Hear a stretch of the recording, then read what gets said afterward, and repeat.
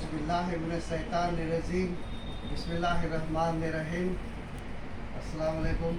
आप सभी बहुत दूर दूर से पधारे हुए मोअज़्ज़िज़ अलग अलग ज़िलों के सदर सेक्रेटरी और मोअज़्ज़िज़ हज़रात, आप सभी का मैं तहे दिल से इस्तकबाल करता हूँ। और ये जब से शाहिद साहब से मेरी मुलाकात हुई और इसके साथ ही जब मैंने देखा कि जो मिरासी ढांडी मांगड़ियाँ ये लोग जो है ये एमबीसी आरक्षण की कोशिश कर रहे हैं, और मेरे पास में कई लोग ऐसे जुड़े हुए थे जो अल्पसंख्यक संघ की प्रदेश कार्यकारिणी में भी थे। उन लोगों ने मुझे बाकायदा लेटर लिखा कि साहब जो है आपसे गुजारिश है कि आप अल्पसंख्यक संघ के लेटर पैड पर मिरासी ढांडी मांगड़ियाँ इनके एमबीसी में रिजर्वेशन के लिए आप हमको जो है आपके अल्पसंख्यक संघ के लेटर पैड पर लिख कर दीजिए। तो मैंने फिर सोचा, और जो मैटर जो लिखा हुआ था उसके आसपास अपना भी मैटर था, और उसके बाद फिर मैंने देखा, मैंने कहा कि अगर ये लोग कोशिश कर सकते हैं तो सिलावट समाज क्यों नहीं कर सकता।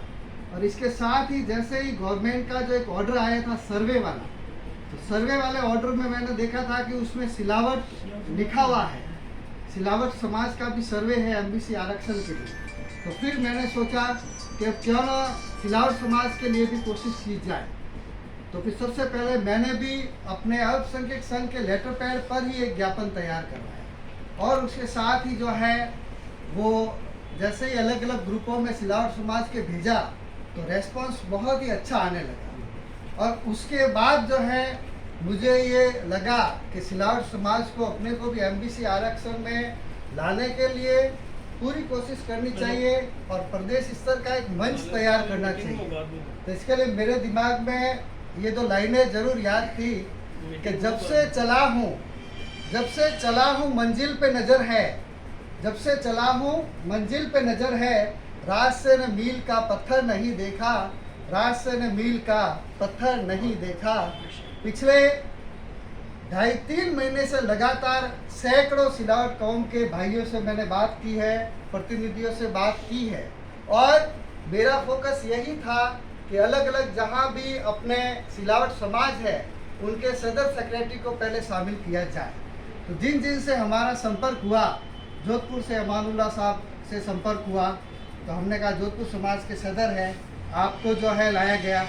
उसके साथ फिर भिलवाड़ा से जो है मोइनुद्दीन साहब हैं, तो वहाँ सदर हैं, तो इनको जो है जोड़ा गया। इसके साथ मकराना, मेड़ता, जहाँ भी सदर सेक्रेटरी साहब हैं, उन सब जिनकी भी हमको रिपोर्ट मिली कि साहब ये सदर है, ये सेक्रेटरी है, तो उनसे हमने फ़ोन से डिटेल राय ली, और उसके बाद फिर जो है हमने ये प्रदेश कार्यकारिणी बनाने का विचार किया। अभी बहुत ही कम, अभी हमने 0.1% लोगों को जोड़ा है। अभी मेरे हिसाब से सदर सेक्रेटरी भी जो है तो वो भी हमने 0.1% लोगों को जोड़ा है।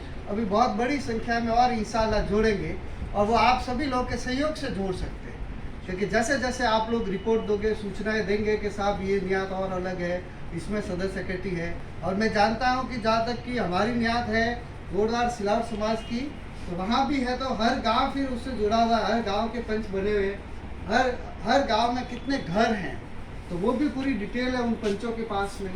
तो पूरा ये हमारे पास में इस तरह का क्राइटेरिया।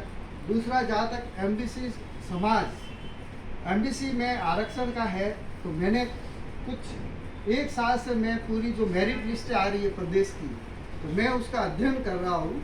तो उसके अंदर जो है वो देख रहा हूँ कि ओबीसी से भी 20-22 नंबर कम में एमबीसी का सिलेक्शन हो रहा है बच्चों का। ओबीसी से यानी एससी से भी मेरिट एमबीसी की कम जा रही है, ठीक है जनाब। तो जो है 0.1, 2, 3, 4 में भी बच्चे सरकारी नौकरियों से रह जाते हैं, है ना। और अगर 20-22 नंबर का अगर गैप है और अपनी मेरिट जो है 80 से भी नीचे जा रही है, तो अपने लिए बहुत अच्छा होगा। अपने कौम के अधिक से अधिक लोग जो है वो सरकारी नौकरियों में आएंगे। यहाँ तक कि मैंने आरजेएस का भी रिजल्ट देखा मैंने, तो आरजेएस के रिजल्ट जज बनते हैं जिसमें, तो उसमें भी जो है मैंने देखा कि जो है ओबीसी, एससी और उसके बाद एमबीसी, ठीक है साहब। तो आरजेएस राजस्थान का सबसे बड़ा एग्ज़ाम है, और आरएएस में भी यही स्थिति है। तो अगर अपने सिलावट कौम के बच्चे अगर इस तरह से एमबीसी आरक्षण मिल जाता है, बहुत बड़ी संख्या में आएंगे और उनका जीवन बदलेगा, तो अपनी कौम की स्थिति बदलेगी।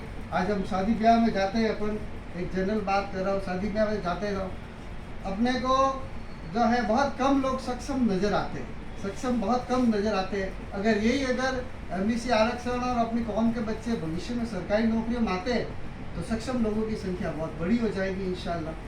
तो हमारी कौम के दीदावर जो है उनके लिए मैं 2 लाइनें कहूँगा कि हजारों साल नरगिस अपनी बेनूरी पे रोती है, हजारों साल नरगिस अपनी बेनूरी पे रोती है, तब कहीं जाके चमन में पैदा होते हैं दीदावर, तब कहीं जाके चमन में पैदा होते हैं दीदावर। तो अपने दीदावरों को प्लेटफॉर्म देने की ज़रूरत है, अपने दीदावरों को इस तरह का आरक्षण का तोहफा देने की ज़रूरत है ताकि वो जल्दी से जल्दी वो सरकारी नौकरियों में लग जाए। और मैं हमारे सभी प्रदेश पदाधिकारी जो भी हमारे मौजूद मेहमान आए हैं, मैं सभी से गुजारिश करूंगा कि अपने अपने क्षेत्र में जाकर के और ये जो सिलावट समाज की अलग है इसको जगाए एमबीसी आरक्षण की, और ज़्यादा से ज़्यादा आगे लोग जुड़े। और इसके साथ थोड़ा कहीं ना कहीं किसी ने ये बात कही नहीं है, लेकिन यही है कि कहीं ना कहीं जो है अपने सिलावट समाज के जो भी बड़े लोग हैं, जो अच्छे पैसे वाले हैं, तो कई बार बहुत बड़ा आंदोलन चलेगा, वहाँ कोई खाने की भी ज़रूरत होगी, कोई और किसी चीज़ की ज़रूरत होगी, तो किस तरह से करना होगा, तो ये सारा निर्णय अपन मिल बैठ करके करेंगे इंशाल्लाह, है जनाब। और हम सबको सिलावट कौम को एमबीसी आरक्षण में लेने के लिए मेहनत करनी, कोशिश करनी है इंशाल्लाह। जो सही जरिया है, संवैधानिक और कानूनी दायरे के अंदर अपने को काम करना है, न अपने को भीड़ जुटानी है, न ज़्यादा भीड़ नहीं जुटानी, ऐसा काम नहीं करना है जिससे कि कोई मुकदमे बन जाए, जैसे हम लोग देख रहे गुजर आलम मुकदमे भी बने, गोलियाँ भी चले, ऐसा काम अपने बिल्कुल नहीं करना है।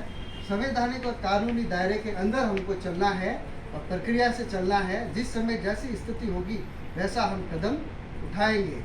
और मैं सभी की तरफ से 2 लाइनें कह के अपनी बात ख़त्म करना चाहूँगा कि कौन कहता है कि आसमां में सुराख नहीं होता, कौन कहता है कि आसमां में सुराख नहीं होता, एक पत्थर तो तबीयत से उछालो यारो, एक पत्थर तो तबीयत से उछालो यारो। माशाअल्लाह, माशाअल्लाह।